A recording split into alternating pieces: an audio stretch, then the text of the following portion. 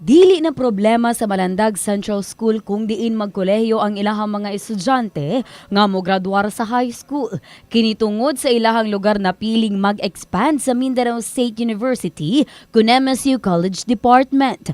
Gikalipay sa mga ginikanan ang maong proyekto. Kanisa dako nga tabang para sa mga estudyante nga diri gitukod sa Malandag para makatabang sa mga bata mag-eskwela, especially sa it means of transportation, sa boarding house nga gamito sa mga estudyante nasa city. So kung diri na sa Malandag, so ang parents makaless sa ilahang paggasto sa ilang mga anak. Ug aron nga masugda na ang moong proyekto, gipahigayon na ang groundbreaking ceremony. 7 milyones ka pesos ang gipondo sa moong eskulahan nga ipatukod sa Malandag, Sarangani Province.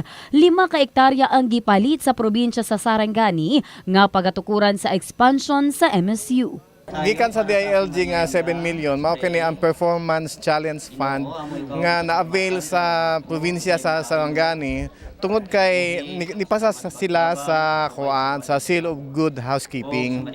So the tenets of good local governance gifollow sa Sarangani. That's why ang national government nagahatag og mga incentives.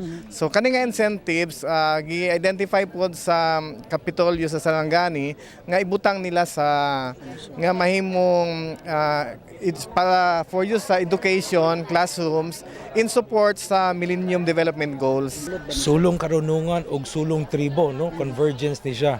Kaya ang main priority sa kining programa is IPs, no kinahanglan nga matagaan og gwapo nga edukasyon o makagraduate tag mas daghan nga mga IPs. Naggikan sa Department of Interior and Local Government kung DILG Performance Challenges Funds ang pondo nga gigahin sa proyekto.